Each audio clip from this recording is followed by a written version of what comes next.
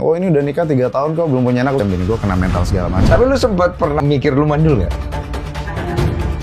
Sebenarnya gue dan bini gue itu tidak ada penyakit apa-apa. 2 bulan gue nggak ngambil job apa-apa. Bener-bener kayak oke deh kita 2 bulan ini bener-bener kita di rumah aja. Tapi ribut pernah ya? Pernah. Tidur masing-masing nggak? Beda kamar gitu? Oh apa nih? Apa mau cerai? Apa mau apa?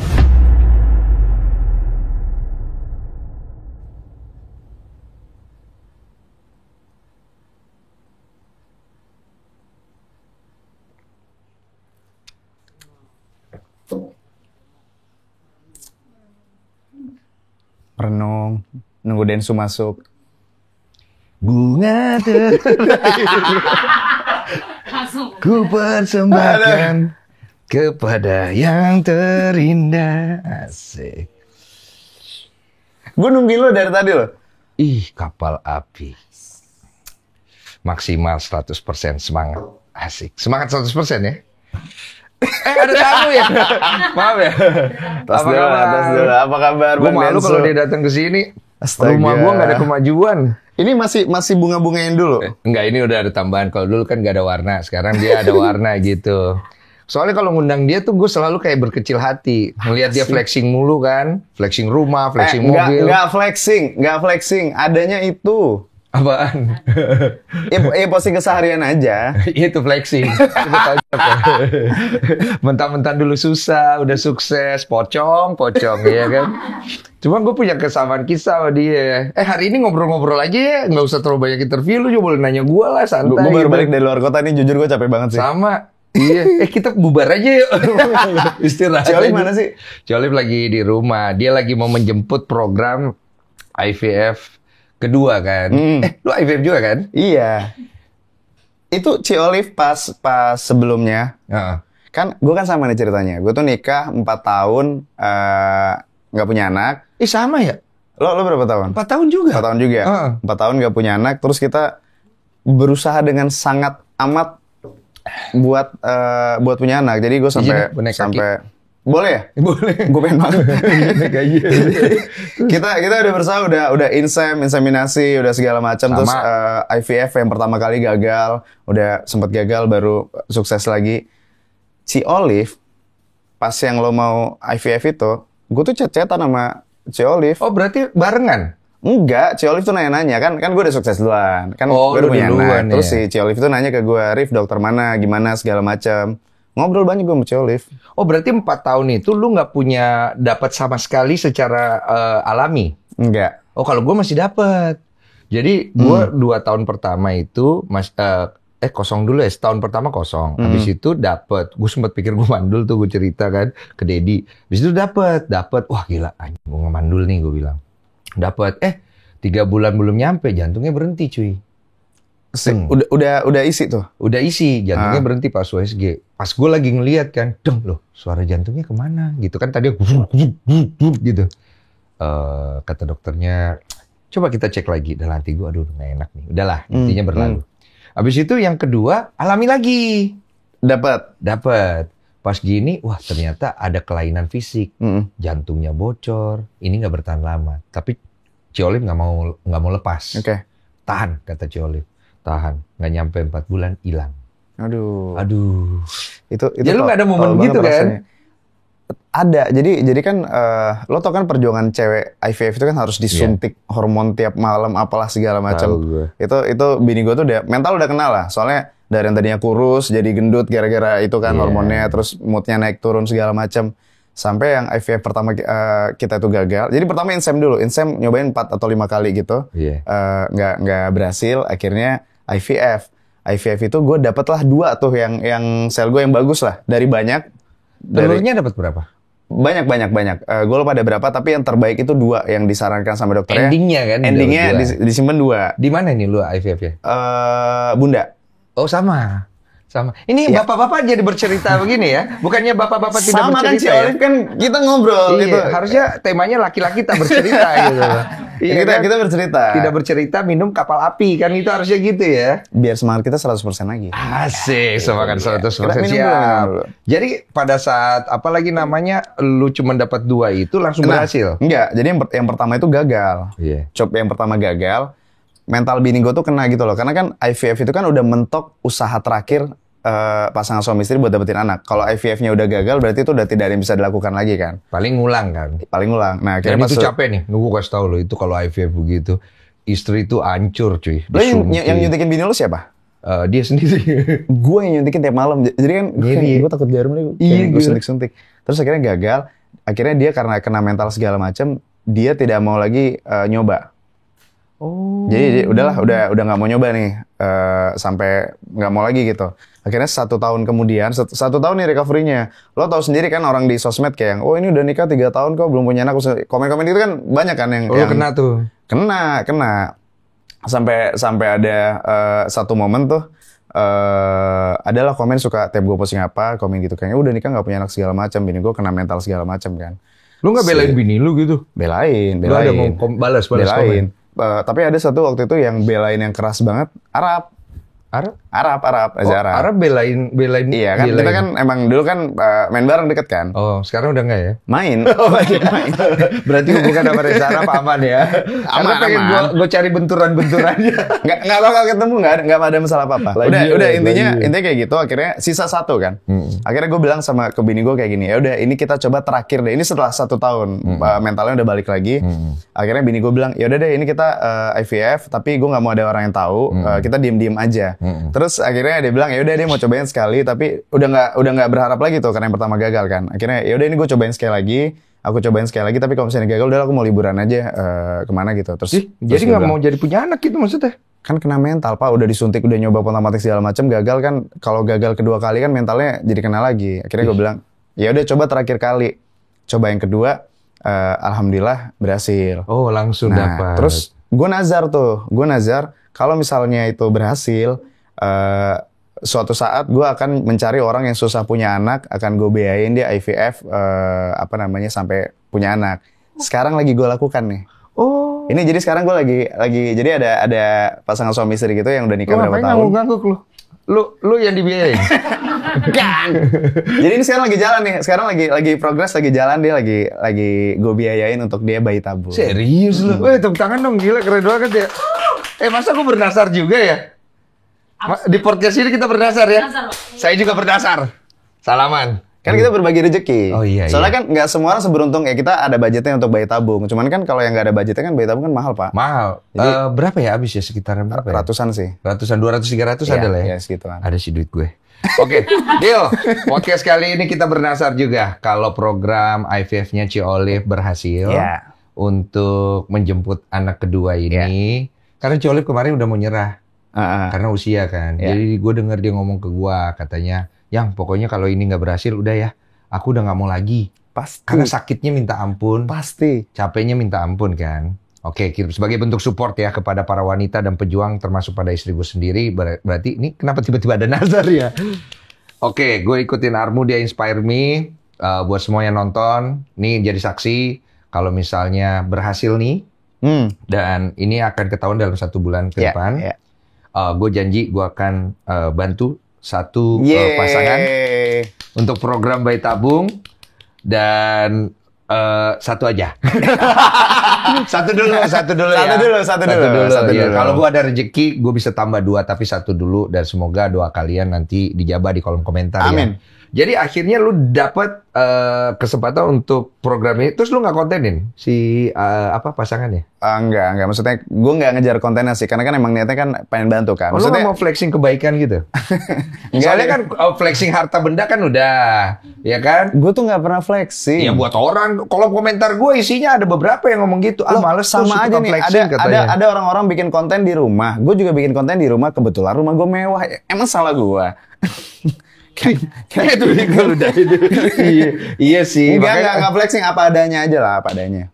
Oke, ya susah juga kan lempar kamera ke sini. Waduh, harga 2 miliar. Lempar ke sini harga 2 miliar. Ya sudah lah. Tapi intinya kita berdua kan tahu lah rasanya tekanannya belum punya anak segala macam. Jadi gue pengen bantu orang yang lagi mengalami yang sama. Tapi lu sempat pernah mengalami mikir lu mandul nggak? Enggak, kan kita ngecek. Nah, ini gue ngecek. Jadi ada deg-degannya juga waktu itu. Yakin deh lu mau cerita apa ya? Nggak apa-apa. Ini gue belum pernah cerita loh. Ini beneran gue belum pernah cerita kalau yang ini. Iya. Gue sama bini gue itu ngecek ke dokter kan, dan sebenarnya gue dan bini gue itu tidak ada penyakit apa-apa. Nggak ada yang kenapa-kenapa. Oh, nggak ada. Jadi emang dokternya bilang waktu itu emang kayaknya ini stres dan terlalu sibuk kerja. Oh, kecapean aja? Kecapean, jadi problemnya nggak ada. Cuman gue bingung kayak, kok udah 4 tahun maksudnya kayak begitu. Akhirnya kita memutuskan yang pas yang kedua, 2 bulan gue nggak ngambil job apa-apa, bener-bener kayak, oke deh kita 2 bulan ini bener-bener kita di rumah aja, udah kita happy-happy aja, nggak ngapa-ngapain segala macam. Biar nggak capek? Biar nggak stres dan capek juga, dan berhasil. Emang kuncinya kayaknya emang nggak boleh stres sih. Betul. Dan nggak boleh capek sih. Sama, gue juga akhirnya dapet itu. Jadi kan kalau problem gue tuh masalahnya di sperma. Jadi Ciolif juga nggak ada masalah. Ternyata memang kuncinya ada, nggak boleh capek dulu. Jadi ternyata gini, kenapa orang itu sulit juga punya anak itu selain ada faktor lain. Ini adalah faktor yang paling penting adalah keharmonisan dalam rumah tangga. Jadi kalau dua belah pihak ini sama-sama enak gitu, jadi energinya positif, itu bisa ngebantu untuk bisa punya anaknya juga. Lo kan ngerasa nggak capek, tapi kan si Olive capek lakinya lo. Iya memang sih dia agak capek gitu, tapi kan kita berusaha untuk bikin dia jangan tambah capek kan gitu. Karena kan dia capek ngeliatin gua kemana-mana kan. Kalau kita istirahat semua segala sesuatunya tuh nanti jadinya bagus gitu. Nah akhirnya lu dapat anak pertama itu yang si itu ya? Baim. Oh itu jadi anak mahal ya? Mahal tuh. Iya sih, makanya lu kontenin terus ya. Nggak pernah. Buat Baim nggak pernah ya? Nggak ya. Jadi anak lu 2 sekarang ya? Dua-duanya bayi tabung? Enggak. Yang kedua itu sebenarnya kita udah tidak merencanakan.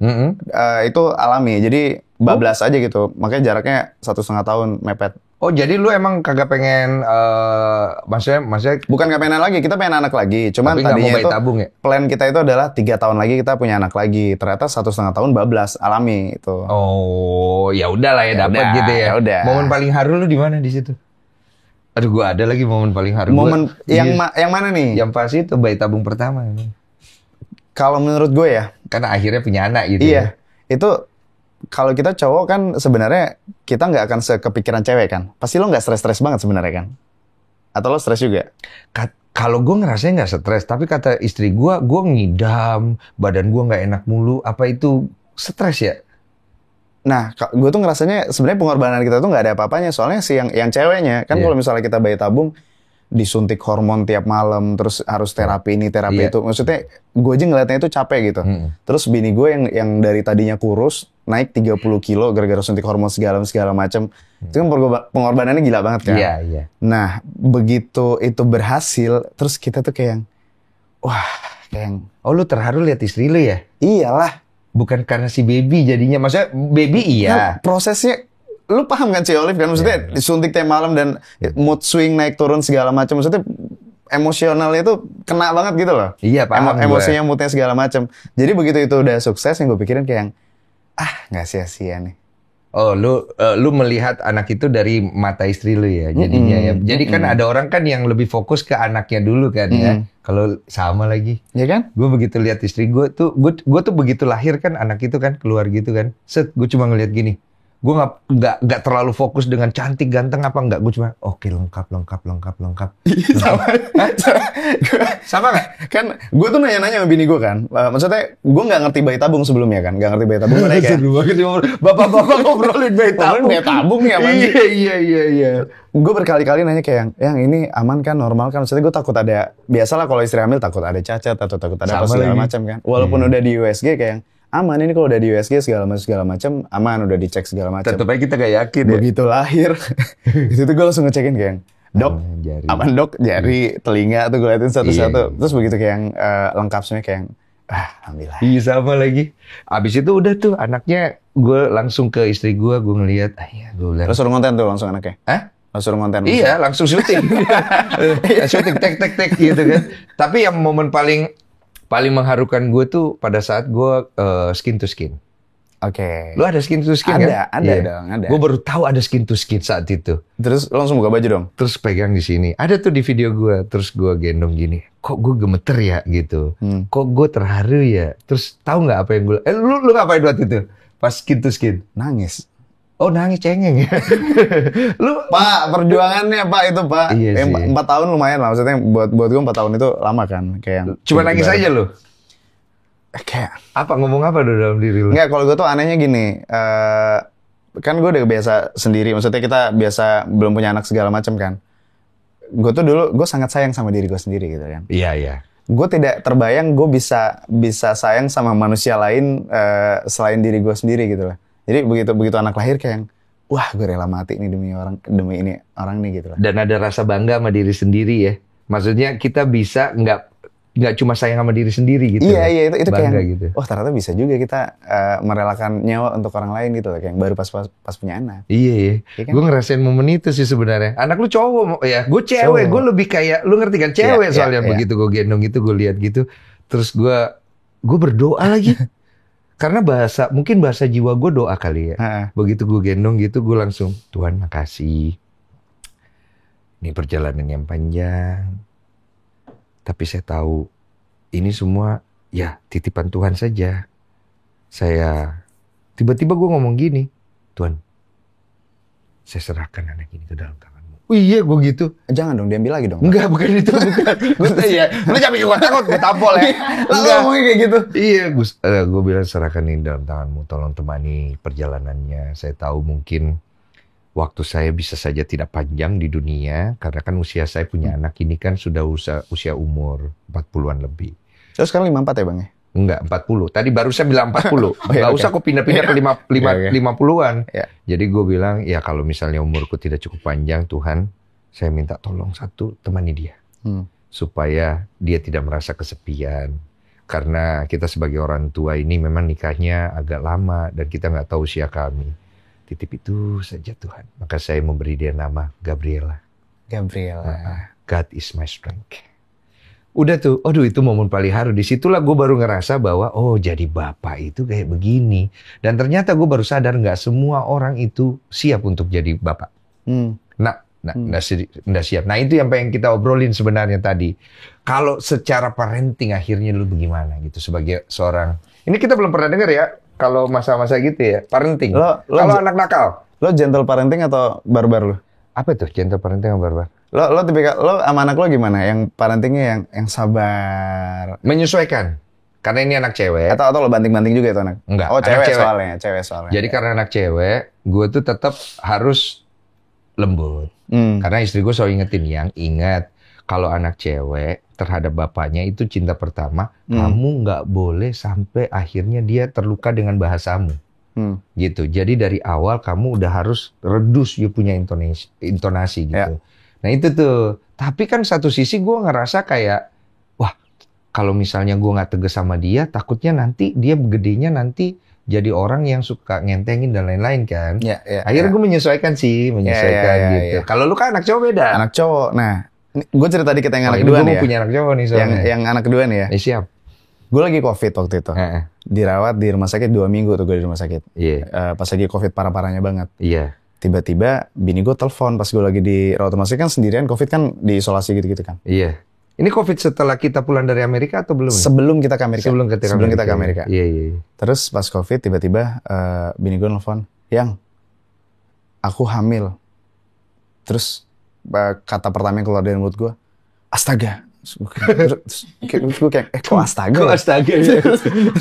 Karena kan gak expect kan, maksudnya kayak yang, wah anak gue yang pertama umurnya baru 1 tahun gitu kan. Tiba-tiba bini gue bilang, aku hamil nih. Astaga, gue bilang gitu. Terus gue kayak, aduh kok gue bilang astaga, ntar bini gue ngamuk nih. Selamat ya, gue bilang gitu. Terus kayak, kok selamat ya, kan gue lakinya ya. Terus kayak, gue harus ngomong apa nih? Lucu banget sih. Kan bingung kan? Bingung kan kayak. Iya, karena nggak prepare. Alhamdulillah gitu. Soalnya bini gue juga kaget juga, maksudnya kayak kok bisa hamil shock gitu. Iya, kayak yang belum siap lah. Maksudnya belum siap karena anak pertama masih kecil dan secara fisik kan dia juga masih capek lah, anak umur setahun kan masih begadangnya segala macam. Akhirnya kayak, oh ya selamat ya. Terus, kok selamat sih? Kan gue bapaknya. Terus akhirnya udah matiin telepon, terus gue di rumah sakit sendirian kayak, hah 2 nih anak gue nih, gue bilang gitu. Terus itu kayak yang, itu bingung sih. Karena yang pertama itu kan dapetnya susah banget. Cuman akhirnya gue kayak, banyak lagi yang bilang gitu, kalau anak pertama udah susah, abis itu anak kedua gampang katanya. Iya. Kejadian sama lu juga. Kejadian, dan akhirnya alhamdulillah. Terus gue udah kayak, oh ya udah alhamdulillah. Pas lahir taunya cewek, wah itu gue bersyukur banget karena kayak, udah lengkap udah. Cowok cewek. Dapat dua-duanya gitu. Dapat dua-duanya dan itu cowok cewek ya. Iya. Sepasang. Ya moga-moga gue cewek cowok gitu ya, jadi dapat sepasang ya. Tapi enak ya. Gila lu udah kaya, flexing mulu, anak lu lengkap, istri lu baik, ya, suka bercerita di sosial media, ya, dapat kontrak kapal api ya. Laki-laki tidak bercerita, itu kan udah lengkap semuanya gitu ya. Enggak lah, tapi kan kita kan namanya manusia pasti ada aja masalahnya. Tapi ada nggak cerita di dalam hidup lu di mana titik di mana apa ya istilahnya, ya sama istri lu itu sempet kalau berantem gue sama bini gue ya berantem senormalnya suami istri aja sih. Pasti ada berantemnya lah kalau suami istri kan. Apa ya, kenceng suara. Kita kan cowok nih ya. Iya. Makanya menurut gue cowok itu emang butuh waktu sendiri gitu loh buat merenung. Nah itu dia gitu, maksudnya. buat berkontemplasi. Tapi ribut pernah ya? Pernah ribut. Ribut sampai pernah. Keluar rumah nggak ada? Kau pernah lah keluar rumah sampai di teras lah. Minimal kan? Enggak sih. Maksudnya kita selalu ribut itu satu malam lah. Malam kita beresin sebelum tidur kita beresin besok ya. Paling kalaupun masih parah, diam-diaman 2-3 hari baik sih. Oh itu silent treatment ya? Enggak silent treatment. Maksudnya kita justru ngobrol. Cuman kan kadang butuh waktu jeda gitu loh. Jeda buat kita bisa recovery lagi. Oh tidur masing-masing nggak? Beda kamar gitu? Pernah mungkin sekali 2 kali, cuma jarang sih. Iya, cuma maksudnya jarang sih kalau kita nggak kabur-kaburan gitu. Makanya kalau gue lebih ke kayak yang kalau misalnya ada masalah kayak gitu ya mendingan tenangin diri masing-masing dulu. Gitu. Oh itu tipe lo? Tipe gue. Tipe? Iya sama. Oh berarti kalian tuh sebenarnya love language-nya sama? Nah beda. Oh kalau love language beda? Love language Tipang itu quality time. Ih sama kayak gue ya. Enggak lagi gue. Nah problemnya adalah gue sama nggak ya? Kita ini kan time-nya susah ya. Lu nggak usah ngomong kita gua kan time-nya susah ya. Cuman yang satu yang tadinya gue pikir benar ternyata salah gitu. Gue kira gue ini kan orangnya juga gue sebenarnya malas keluar segala macam. Kalaupun gue keluar gue pastikan keluar misalnya ada kerjaan, ada bisnis atau ada urusan lah gitu, bukan yang nongkrong segala macam. Makanya gue jarang nongkrong lah. Kenapa ya? Gue juga jarang lagi. Males. Kalau gue tipikalnya mendingan teman-teman main ke rumah. Iya, kita males keluar, enaknya ke rumah. Jadi sebenarnya masih nongkrong, cuman nongkrongnya bukan gue yang keluar. Biasanya gue invite teman-teman ke rumah. Iya, mendingan lu kesini. Iya, makanya lu ngajakin gue ke rumah lu terus, gue tuh kayak, ya mendingan lu kesini gitu. Jadi sama aja. Iya, makanya apa kita satu rumah aja gitu.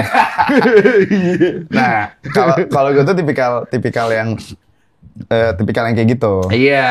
Jadi kalau misalnya ketika menyelesaikan masalah itu, kalian akhirnya udah punya formula. Udah. Nah, jadi tadi belum kelar ceritanya. Belum kelar ceritanya. Oh iya, siapa? Jadi kan ada satu yang gue kira benar ternyata salah karena quality time love language-nya bini gue. Gue itu kan karena malas nongkrong juga, gue emang ya udah akhirnya sering di rumah apalagi semenjak punya anak kan. Jadi gue tuh suka banget pokoknya mana-mana kayak 3 hari misalnya gue keluar kota 3 hari atau kemana, itu gue udah kangen banget sama anak gue. Jadi kita tuh sering liburan bareng keluarga. Sering liburan, kita sering jalan bareng keluarga segala macam. Gue kira itu tuh udah cukup. Ternyata di point of view seorang istri, kamu kok nggak pernah ada waktu sih buat aku gitu. Terus gue kayak, perasaan kita sering liburan, kita sering jalan bareng keluarga segala macam. Iya itu kan quality time bareng keluarga, bareng anak-anak. Kan kita butuh quality time berdua sebagai suami istri. Gue juga enggak lagi. Bentar lagi akan ada nih ya. Berarti gue ya. Iya ya. Iya, itu yang gue miss ternyata. Gue kira gue meluangkan waktu buat keluarga. Udah kena semua. Ternyata bini gue, ya gue butuh waktu quality time juga. Karena kalau kita bareng keluarga, liburan segala macam, kita kan fokus ke anak. Karena gue salto, jungkir balik segala macam, reok. Maksudnya kita fokusnya ngurusin anak kan. Makanya akhirnya buat biar balance, gue juga selalu meluangkan waktu kayak pacaran berdua sama bini gue, terus liburan yang berdua doang sama bini gue, jadi ada itunya. Itu di tahun keberapa pernikahan? 3 tahun terakhir lah, gue udah nikah tuh 9 tahunan ya. Aduh, gue udah 5 tahun ini nggak ada lagi. Iya kan? Iya kan? Ya akhirnya sabar juga istriku ya. Iya, memang benar sih omongan dia. Karena kita terlalu fokus sama family. Dan lo ngerasa itu udah cukup kan? Udah cukup. Buat istri sebenarnya itu nggak cukup. Dia butuh yang dia pribadinya juga. Buat wanita nggak cukup ya? Wanita coba anggukkan kepala kalau setuju. Bener nggak? Tapi kalian gitu juga nggak? Iya kan? Jadi beda gitu ya? Beda. Keluarga ya keluarga. Kalau sama istri. Tapi lu tipe romantis nggak? Dulu iya. Iya kan lu bersajak, Iya, berpuisi. enggak. Cuman kalau sekarang maksudnya hidup kita ini kan makin lama kan maksudnya kita makin zona nyaman kan. Maksudnya kayak ya kayak lo lah. Maksudnya lo udah ganteng, terkenal, kayak raya segala macem. Lu ngomongin diri lo. Enggak, gue lagi ngomongin lo. Cuma kan maksudnya kan lo udah... Lu tapi 3 tunjuk kembali ke dia gitu, ya kan? Kan ke gue cuma 1, ini kan 3 balik ke lo. Ya emang salah kalau gue kaya. Enggak gitu. Cuman ya udah, akhirnya ya kita harus membagi waktu lah. Membagi waktu. Itu yang bikin puyeng. Nah akhirnya untuk menjaga hubungan itu, kadang ada beberapa momen yang kalau misalnya lagi ada masalah nih, pasti kan ada aja masalah di kerjaan lah, di apa segala macam. Gue tuh kadang delay dulu gitu loh. Jadi kayak gue nggak langsung cerita, ya gue merenung dulu, mikirin segala macam. Kadang tunggu momen yang tepat baru cerita. Kenapa emang kalau misalnya langsung cerita gitu, what happened? Nggak ada cowok kali ya. Cowok kan biasanya cowok itu kan jarang bercerita gitu loh. Mungkin bisa aja. Laki-laki tidak bercerita. Laki-laki tidak bercerita. Tapi faktornya make sense menurut gue. Apa itu? Lelaki, lo pasti pengen kelihatan kuat, pengen kelihatan tough gitu kan. Terus kayak ada norma-norma masyarakat juga kayak yang, ya lo laki-laki lo beresin masalah lo gitu. Kenapa ya kita kemakan begitu ya? Iya kan? Padahal harusnya nggak gitu-gitu amat kan? Iya sih sebenarnya. Karena laki-laki juga boleh menangis. Manusia gitu. juga. Laki-laki sebenarnya ya boleh bercerita gitu ya. Tapi kesan laki-laki tidak bercerita itu emang udah kuat banget gitu loh. Iya, itu yang menurut gue kenapa laki-laki itu juga butuh me time sendiri buat menjernihkan pikiran, buat mikir lagi, buat berkontemplasi. Butuh. Iya, dan itu wanita juga perlu paham kalau maksudnya saling sih sebenarnya. Wanita tuh kan perlu ini, tapi laki-laki tuh perlu itu kan. Perlu ada momen dia, perlu ada kopi kapal api, ya kan? Iya. Iya kan? Perlu untuk relaxing. Tapi lo ngopi? Ngopi gue mau tiap hari. Lo kalau ngopi kapan? Gue kalau ngopi? Gue kalau ngopi itu pada saat gue bangun tidur. Oke. Pada saat gue ada selang waktu. Dan pada saat malam hari. Kaget kan lu? Lu malam ngopi gak? Gue bisa ngopi sampai jam 12 malam tuh gue bisa ngopi. Oh ya? Dan gue tidak menjadi, gue gak tahu itu mitos atau enggak. Kalau ngopi nggak bisa tidur. Gue enggak, gue tidur aja gitu. Ada orang sih nggak bisa ya? Gitu. Normalnya manusia sih. Sorry. Normalnya manusia sih I gitu. come from different planets. Karena beda. Kalau misalnya kopi pagi itu ya, ini beda nih, filosofinya beda nih. Pagi pikiran kita masih kosong gitu loh. Kalau gue ngerasa kalau ngopi pagi itu membangkitkan kreativitas gitu loh. Jadi kayak kepikiran ide-ide baru, kepikiran hal seru itu pas pagi pas lagi kosong gitu loh. Iya kayak apa ya, termenung sendirian gitu, pembuka jiwa gitu kan. Iya, kalau gue biasanya makanya di samping rumah gue tuh ada warung yang kemarin video yang rame di videoin orang itu. Biasanya gue di warung situ atau di kolam ikan ngeliatin ikan ngopi gitu sambil nyari inspirasi. Iya, memang begitu kan standarnya. Kopi pagi. Kopi pagi, iya. Kalau udah kerja, biasanya siang itu kan ngopi juga kan. Itu siang biasanya kalau lo udah stres gitu, udah kerjaan udah kebanyakan, butuh kopi juga tuh biar balik 100% lagi. Iya, kan? biar melek kan. Biar melek lagi. Biar semangat 100% kan. Nah, gitu. Malamnya boleh sih sebenarnya malam, cuman kalau gue nggak terlalu malam kalau misalnya mau ngopi malam. Biasanya malam itu kayak kalau misalnya udah capek banget, buat boosting semangatnya balik 100% lagi, ya ngopi lagi. Oh, jadi kalau malam itu lu nggak terlalu ngopi karena ngopi tapi nggak terlalu malam kalau gue. Nggak terlalu malam, jadi lu batasin ya. Kalau gue enggak lagi, gue ngopi, gue sembari tidur ngopi ya, ngopi ya, ngopi. Apa itu nggak bisa tidur gitu ya kan? Ngopi aja. Tapi gue ngopi nggak banyak. Nah, ini lucunya. Ini lucunya. Kenapa jadi ngobrolin kopi ya? Gitu ya.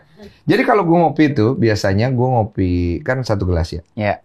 1 gelas itu gue ngopi paling banyak tuh seperempat. Gelasnya apa? Gelas tequila atau gelas? Gelasnya yang baskom gini. Yang gede. Soalnya kan lo bilang ngopinya nggak banyak kan. Gue harus bayangin lo gelas apaan. Gelas segini. Okay. Jadi kalau gue ngopi itu biasanya seperempatnya. Nanti gue ngopi lagi seperempatnya. Jadi kalau diukur mungkin dalam sehari itu gue ngopi paling 1 gelas sampai maksimal 2 gelas. Biar hemat. Enggak, emang karakter ngopi gue begitu. Jadi kopi yang gue suka itu gue tuh menikmati rasa. Oke. Jadi kalau rasanya itu nggak kena di lidah gue, biasanya gue nggak akan continue dengan kopi itu. Makanya kapal api lo minumnya banyak karena kena banget rasanya. Yo lah kita bercerita kontrak langsung. Bisa aja ya. Balik ke rumah tangga. Tadi kan perkelahian sudah ya. Berarti lu sudah masuk masa 9 tahun menikah ya? 9 tahun.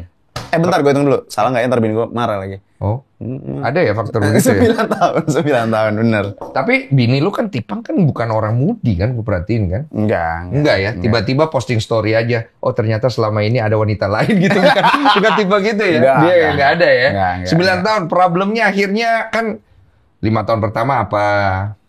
Akhirnya, ini kan gue menuju tahun ke-6 ya? Apa yang harus gue persiapkan gitu? Wah, badai apa yang kalau gue dulu kayaknya kebalik deh. Yang baby blues kayaknya gue deh, bukan bini gue. Oh, lu yang baby blues? Sedang dikit. Karena kayak pas anak gue baru lahir, gue tuh malah jadi kayak yang apa namanya pengen keluar rumah, pengen segala macam. Gak tau kayak yang tiba-tiba gue kayak bukan baby blues itu. Stres gitu. Apa puber? Tuh? Bukan. Tunggu, gue nanya ini agak kita belok dikit. Lu berapa sih sekarang? 34. Oh, belum ada puber kedua ya? Nggak tahu kan, masih belum 40 kayak lu. Oh, gue pikir lu udah 40 emang ya? biasanya. Katanya puber kedua tuh di 40 kan? 40-an katanya. Lo puber kedua lo ngapain? Nggak tahu gue udah puber kedua atau belum. Soalnya gue tuh bingung puber kedua tuh tanda-tandanya apa gitu loh. Tanda-tandanya? Iya. Lu tahu nggak puber kedua, tahu kan? Iya. Katanya kan pada saat puber kedua. Tahu. Biasanya mulai dandan lagi, mulai nge-gym lagi tuh. Iya.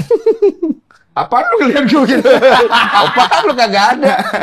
Apa gue udah puber kedua, apa gue udah lewat gitu? Iya, lo tanyanya sama yang lebih tua dari kita dong, jangan nanya sama gue. Iya, soalnya mungkin lu kan sama gue bukan itu.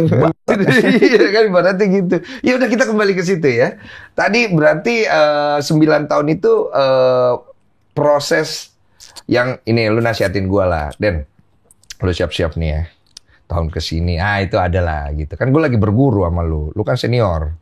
Kayaknya yang paling berasa itu yang tadi itu kualitas hubungan itu bisa menurun kalau lo nggak maintain hubungan lo sama istri lo. Yang tadi lo bilang. Iya, karena lo cuma maintain sebagai ayah, lo maintain sama keluarga, lo ngerasa lo baik sama keluarga, lo sayang sama anak lo, tapi lo lupa maintain sama bini lo. Dan lo ngerasa itu cukup. Iya, dan kita cowok ngerasa ya gue baik sama keluarga, sama anak segala macam, ngajak liburan, quality time sama keluarga cukup. Padahal kan kita harus mikirin istri kita juga. Kita harus quality time sama dia. Ada berduanya gitu ya. Entah itu apa, ngobrol, jalan. Iya. Makanya kita akhirnya ngebagi kalau misalnya liburan itu ada liburan yang bareng keluarga, ada liburan yang gue sama bini gue doang gitu. Agak rempong ya penikah ini ya. Agak rempong karena effortnya harus kedua belah pihak kan, nggak bisa effort satu orang doang. Tapi komunikasi lu tuh modelnya kayak gimana kalau berdua? Maksudnya kalau gue sama Olive itu komunikasinya itu dia datang, yang ada waktu nggak aku pengen ngomong. Sesimpel itu dia. Dia bukan tipe yang pengen dimengerti atau pengen ditelepati atau kita mungkin perlu kedukun gitu kan, nanya gitu. Simpel dia. Kalau lu gimana? Kita semuanya diceritain sih, nggak ada yang nggak diceritain sih. Kalau kita cuman kalau misalnya ada problem-problem yang kerjaan, gue ngeliat momen juga nih. Kadang kalau misalnya kayak ini kayaknya ada kusut segala macam kan. Bini gue kayak delay aja ya. Gue tetap akan cerita, cuma delay. Mungkin gue nggak cerita langsung sekarang, tapi nanti gue delay cerita. Oke, jadi masalah komunikasi itu dua belah pihak bisa langsung meminta komunikasi ya? Iya, karena gue ngerasa tuh saling ngelengkapin gitu loh. Kalau kayak misalnya ngambil keputusan ya. Kalau kita itu kan cowok kan kita ngambil keputusan yang rasional, yang sistematis, yang secara logika gitu loh. Cepet. Cuman kan kita kadang butuh touch bini yang pakai feeling. Yang gitu-gitunya loh, kayak misalnya sesimpel milih partner bisnis atau misalnya ada peluang apa, kadang gue udah yakin kayak ini kayaknya bagus nih, bakalan potensial A, B, C, terus bini gue udah kayak aku nggak feeling deh, kayaknya ini deh gitu nah. Ada faktor mostly itu. Feeling bini gue tuh mostly benar. Kenapa begitu ya? Nggak tahu. Lo gitu juga nggak? Iya, ada kan? Bener ya, walaupun nggak 100% ya. Iya, cuman feeling isi istri tuh kayak lebih bener gitu. Kenapa ya? Dan kita itu kadang kalau misalnya kita ngejalanin terus kita nggak ngikutin istri, bahaya. Bukan bahaya, kayaknya lebih ke psikologisnya itu kita tuh nggak plong juga, nggak tenang juga, jadi nggak maksimal juga. Gue merasa bahaya sih. Iya. Di depan ini ada sesuatu hal yang aduh, jangan-jangan bener. Di belakang istri gue udah mau mukul gue pakai panci gitu. Jadi gue merasa bahayanya double gitu ya kan. Itu menakutkan gitu ya. Tapi kenapa insting mereka itu banyak bener? Itu kan jadi pertanyaan itu, gitu. Makanya gue biasanya kayak kalau misalnya ada apa-apa, gue tetap butuh touch dari bini kayak yang feelingnya dia itu kadang suka bener sih. Dan ngejalanin sesuatu itu kayak yang enjoy banget kalau misalnya bini kita ridho ikhlas gitu ya. Cuman ada momen-momen yang emang gue tuh banyak selamatnya dari feeling bini gue juga gitu. Iya, gue setuju. Makanya buat para pria-pria, ini hari ini obrolannya sebenarnya kurang jelas ya, tapi semoga bisa diambil hikmatnya. Menurut gue ya, wanita tuh adalah penasihat terbaik. Ya. Jadi cari wanita yang baik supaya nasihat terbaik itu keluar. Kalau lu cari wanita yang buruk gitu, nasihatnya bisa yang buruk. Kalau menurut gua gitu ya. Si Olive kebaikan tuh. Sayang kurang gitu. Sial banget apa sih lu? Oh, kok pernah minum kopi dari telinga enggak sini? Tapi Olive mana, gue kangen sama Olive. Ada itu, depan itu nih. Udah datang belum Olive ya? Kok mau ngobrol sama Olive enggak apa-apa loh, aku bisa keluar. Nih gue kasih tahu Armu ya, waktu di Amerika kita pergi ya. Nah, apa ini? Dia lebih jalan sama Olive daripada gua. Berdua lah ke toko tas, inilah segala macem. Ih, Armu, gue bilang, lu tuh datang ke Olive. Gue bilang, nih Armu nih ngapain ya, gue bilang ya. Ternyata dia tuh sangat concern sama istrinya loh. Dia beliin tas istrinya, dia beliin ini segala macam. Dan gue bisa ngerasa Armu itu benar-benar bukan pencitraan doang di depan kamera, karena dia tuh benar-benar concern dengan the family gitu. Jadi gue banyak belajar sama dia tentang bagaimana kita memanage rumah tangga gitu. Nah ini ada yang bertanya tadi barusan dari Selos kayaknya. Selos, iya. Dari Selos ya. Dia nonton ini live dari Selos katanya. Aku baru menikah nih Kak, katanya gitu. Nah kalau misalnya dalam rumah tangga, pasti kan ada hal-hal yang bersifat keributan yang tidak ada solusinya, Kak. Iya. Nah, ada nggak masukan buat saya? Udah tinggalin aja. Hah? Celos kan ini kan? Nggak apa ya, biar gue soalnya celos. Ya. Apa-apa ada nggak solusinya? Kalau misalnya nggak ada solusinya nih, kan pasti ada kan ribut kan, nggak ketemu nih ya. Nah, asik. Gue kalau sama bini gue, kalau lagi ributnya yang gede banget, iya. Kita ke halo Ci Olive. Biel mau masuk sini. Iya sayang. Tahu bisa jadi hostnya. Wah Biel, Ci Olive datang, tepuk tangan dulu.